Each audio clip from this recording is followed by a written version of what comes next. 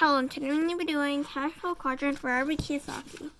Build business and buy real estate. In 1943, the United States began taxing all working Americans via payroll deductions. In other words, the government got paid before people in the E quadrant got paid. Anyone who was purely an E had little escape from the government. It also meant that instead of only the rich being taxed, which was the hope of the 16th Amendment, every E and S got taxed, rich or poor. Today, the lowest wage earners in America pay more in taxes as a percentage of total income than the rich and middle class. In 1986, the Tax Reform Act went after the highly paid professionals in the S quadrant. This act specifically targeted doctors, lawyers, architects, dentists, engineers, and other professionals, and made it difficult, if not impossible, for them to shelter their income the way that the rich can do in the B and I quadrants. These professionals were forced to operate their businesses through S corporations instead of C corporations, or else pay a tax penalty. The rich do not pay this penalty. Income for these highly compensated professionals is then passed through the S corporation and taxed at the highest individual tax rate possible.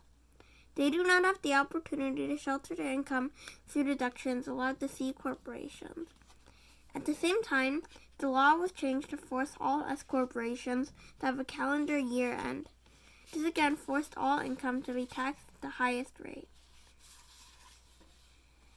When I discussed these changes with my CPA, he reminded me that the biggest shock to newly self-employed people generally comes at the end of their first business year when they realize that the biggest tax they are paying is a self-employment tax.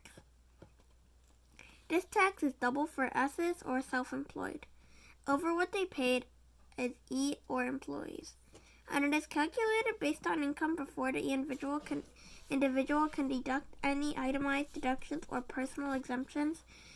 It is possible for a self-employed person to have no taxable income, yet still owe employment tax. Corporations, on the other hand, do not pay self-employment tax. The 1986 Tax Reform Act also effectively pushed the E's and S's of America out of real estate as an investment and into paper assets such as stocks and mutual funds. Once the downsizing began, millions not only felt less secure about their jobs, but they also felt less secure about their retirement, simply because their financial future and well-being was based upon paper assets subject to the ups and downs of the market.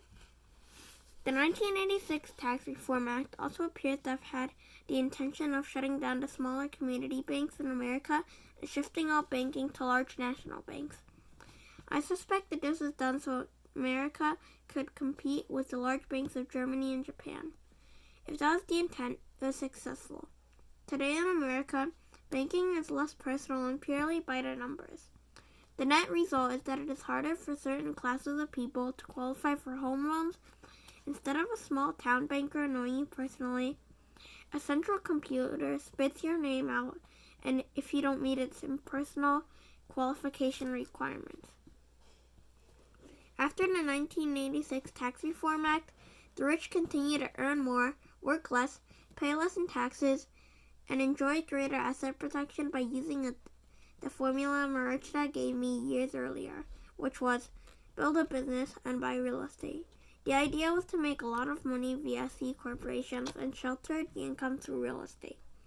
While millions upon millions of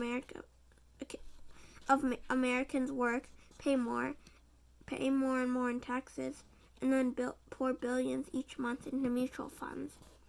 The rich are quietly selling shares of their C corporations, making them even richer, and then buying billions in investment real estate. A share of a C corporation allows the buyer to share in the risk of owning the company. A share of stock does not allow the shareholder the advantages that owning a C corporation and investing in real estate offer. Why did my rich dad recommend building businesses in C corporations and then buying real estate? Because the tax laws reward people who operate that way. but this subject is beyond the scope of this book.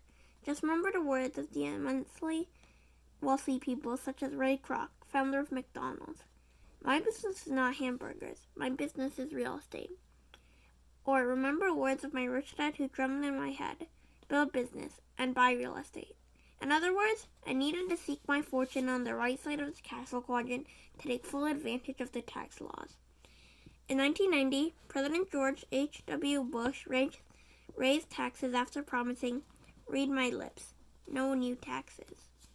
In 1992, President Bill Clinton signed into law one of the largest tax increases in recent history. Tax increases continue in the 21st century. Again, these tax increases affect the E's and S's, but not the B's and I's. These tax increases affect the E's and S's, but the B's and I's are, for the most part, not affected. As we progress further and further into the information age, we all need to continue to gather information from different quadrants. In the information age, quality information is our most important asset. As Eric Hoffer once said, in times of change, learners inherit the earth, while the learned find themselves beautifully equipped to deal with a world that no longer exists. Okay, so I hope you liked that. If you did, please like and subscribe. Bye!